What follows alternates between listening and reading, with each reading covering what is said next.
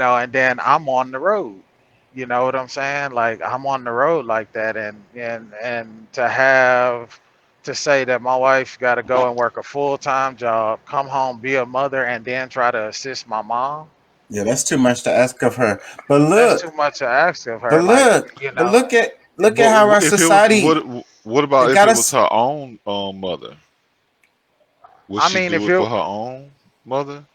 I'm pretty sure she would do it for her own mother, and to be honest with you, her and her mom was so close. If her mom was still here, bro, we wouldn't even be living in no apartment. We'd be in the country.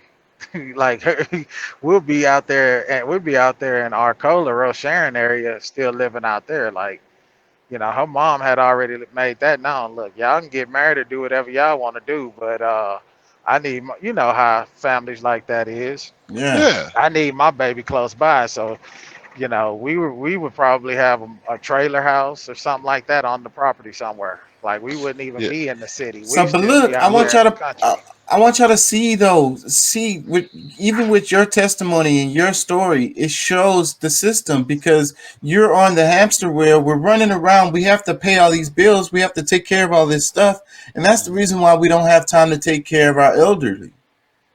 Well, Yeah. and that's not the only because I mean, this well because I mean, hopefully that's not a big percentage, but I've heard stories. It's like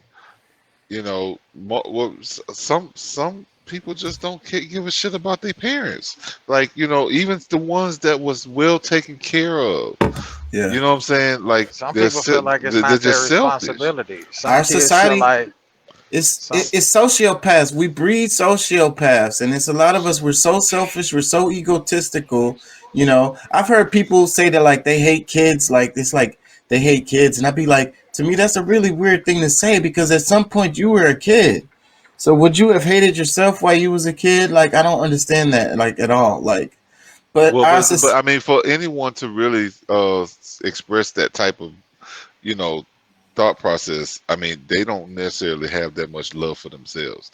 I mean, when you haven't hate, obviously, I mean, when somebody never didn't haven't done anything to deserve hatred from you, and you just have it just out of the blue, like you have self issues. yeah, you hate yourself if you Yeah. hate Yeah, kids. yeah. Yeah, No, it could be especially kids. But when I'm talking about just period. If you yeah. have hatred for somebody that did nothing to you, like you have some mental issues, and it's more so geared to what you reflect. Like that's the whole thing. Like most of the time when you're pointing the finger at somebody, you're pointing out the things in yourself that you hate about them. Topic I want to Yeah. talk about is hate and politics and the culture wars anyways. But before I get to that, I wanted to ask y'all, because the name of the show today is You're More Valuable Alive, you know? And I was thinking about how society kind of makes us feel like we're insignificant and that we don't matter, and you got people like I say, you got this epidemic going on of people overdosing and stuff. These are deaths of despair, you know, and these people are suffering, they're depressed, you know, they feel like their lives don't matter, and they feel like they have more value dead because a lot of these people have life insurance. They know their kid's going to get social security and stuff like that, so they really do feel like their life, that they're more valuable dead. So I want to tell people that they're more valuable alive. What do y'all think about that? Um. Well, the human life is I mean, period is the best creation on the planet. So, I mean, but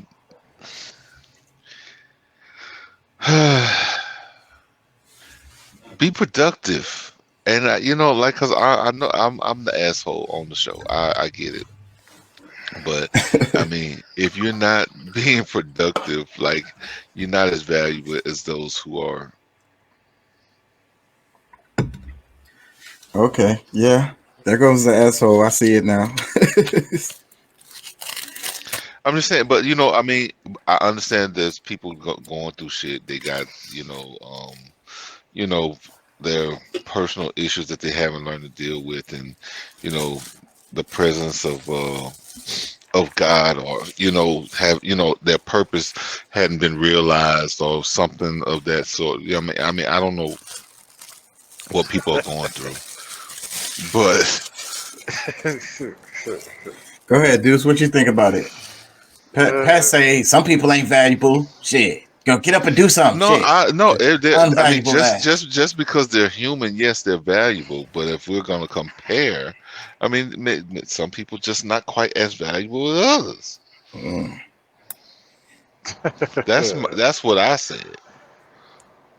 Don't, what I'm saying, I'm already, I know I'm gonna get kicked in the ass by somebody. So, Yeah. but I don't need it to happen right here. Nah, no, but no, go ahead. Let's do it. Let's do it. I mean, what? I mean, I ain't scared. Nah, everybody ain't as valuable as others. Okay. Now Go what? ahead. What you was gonna say, Deuce? well, I mean, I think, yeah, from just the initial question, yes. I mean, human life is valuable. You mean something to somebody, I think just your presence and you being here on this earth to be able to give game and direction to your children, nieces or nephews, or kids within your community. You know what I'm saying? Yes, you're more valuable here, than to be, not here with us. But like I say, I think it's all about perspective and the way that people look at it, because like the statement that Chris Rock made, only women, kids, and animals are loved unconditionally. A man is only loved on the condition of what he provides. So if you're looking at it from that perspective, then I understand the point where Pat is saying that some people are more valuable than others. But from my point of view, whether I have money or not, I add value to your life, just my being, because I feel like I understand and I know my worth and what I could add to my children's life, or any other kid's life for that matter, that that I come in contact with, or anybody's life, Well, adults, not well, just well, children. well. Look, let me say this, because I mean, if a person, because everybody can be redeemed, but not everyone is looking to be redeemed. There's some people who, like, all they're gonna do is rob, steal, kill, rape, pillage. Like, I mean, is that, are we giving that value? No, I mean in that sense, no. I mean most people like that. I mean, no, society don't give them value. Maybe their loved ones value them, but I don't think society puts a value on them. You know what I'm Yeah, saying? But I mean, just to come and thinking about, just the question, I mean, that question that you ask, it can go in so many different ways, or so many different views. But just me looking at it, if somebody say, well, are you worth more dead or alive? Like for me, I feel like I'm always worth more alive. You know what I'm saying? To be here in my life, the presence of me being in my children's life and family members' lives, people that love me without a shadow of a doubt. Yeah, I'm more valuable here. You know what I'm saying? Whether I have it to provide or not. You know what I'm saying? I mean, that that whole materialized thing is based off of, that being of value. I mean, that's from a material standpoint, but if you can provide, you may not be able to give them everything, but if you can provide and do your part, yeah, you're definitely valuable, bro. You yeah. Yeah. know, I mean, I don't I, even take it to the I monetary side. I think it's like I even think, just being able to give leadership and guidance at home. I mean, yeah, I I think that gives more growth to, like, the individual than some money. So I mean, it ain't about that. I mean, there's my perspective is more toward the degenerate side. So well, I I think people that have that mind frame, I'm worth more dead or alive. You know, like you hear people say that shit, and they may be joking when they say it because they're like, "Oh man, my life insurance policy, this my family gonna have," and it's like, you know, when you say you got to be careful when you say those type of things because even though you're saying it in a joking manner, subconsciously you've thought of yourself being more valuable dead than alive. You know, and you may not have actually manifest that verbally, but you have manifested somewhere in your thought process. You know what I'm saying?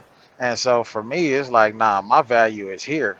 And I don't give a damn how much money I can leave behind to my children. Them having their father here, you know, to lean on my shoulder and be able to talk to me and cry at their most vulnerable moments, you know, could never me being in the me being here and them being able to do that is more valuable than anything you could ever give them that's of a material that they can physically touch, you know, or Yeah, spend or do. So yeah, you yeah, know, but I think people who think that way, they're just fucking giving up, bro.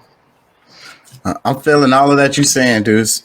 I want to say, my presence is a present. That's how I feel. But I want to push back on you, Pat, on because I feel like what you're saying is perspective, right? As far as how these people are giving them the value. So, but what about the value of all humans, and then the idea of we've all sinned, right? What did Jesus say? If you haven't sinned, cast the first stone. So who are we to judge to decide on who has value and who doesn't based on the way they live?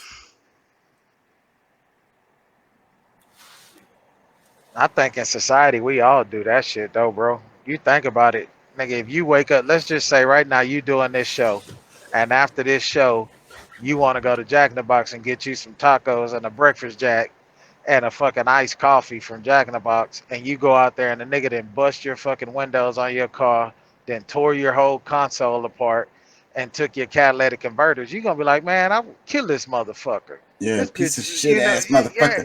I yeah. get So I get it. we all think like that when something happens, you know, Yeah, but what I'm or saying is we have to remember the human value, right? That's the problem because when people go down that road of the value of a person, like in thinking of it in that way, then that's how you get the genocides that you get. That's how you get the racial oppressions. That's how you get these class systems. They still feel like certain people that are humans, they feel like they're not human. They feel like they're animals and they should be treated as such. man, I feel like this. I'm just gonna be honest with you, and I'll let Pat say his piece. If you are somebody who rob and kill people, you rape, you do harm to children, you rape women, you bully people, you don't deserve a place here, bro.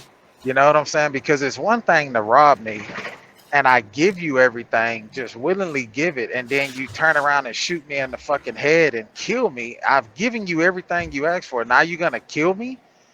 Like, bro, that's pure fucking evil. You deserve to be dead, nigga. Off with your fucking head. Like, blow this nigga to smithereens. And when I say nigga, I'm not talking about black. Nigga could be white person or Chinese person for me.